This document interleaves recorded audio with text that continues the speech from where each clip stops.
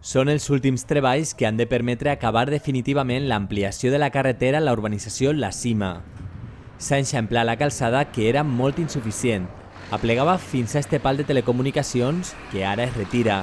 Així la carretera feia en alguns punts poc més de 5 metres d'amplària, el que no permetia el pas simultani de vehicles en els dos sentits de circulació. És per això que l'Ajuntament decidia incloure l'ampliació dins els projectes finançats amb les ajudes a infraestructures de la Diputació de València.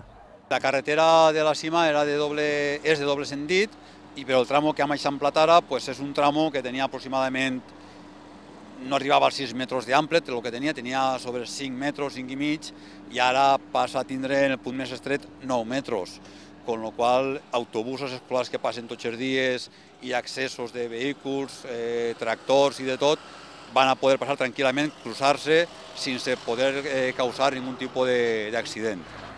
Se suprimeix així un dels trams més complicats d'esta carretera. La seva millora era una demanda dels veïns que ara s'ha fet realitat després d'obtindre els terrenys per a l'ampliació. La carretera de La Cima té 2 punts negres, mos en queda uno, que estem en negociacions amb els propietaris, però el que acabem de fer ara és un punt molt estretet que n'hi havia, d'una recta molt estreteta, en plena pujar, i la veritat és que el propietari també ha col·laborat des del primer minut, i l'obra ja està feta, està acabada també, els veïns estan molt agraïts. I és que així es dona seguretat a un dels trams més perillosos que tenia l'accés a La Cima.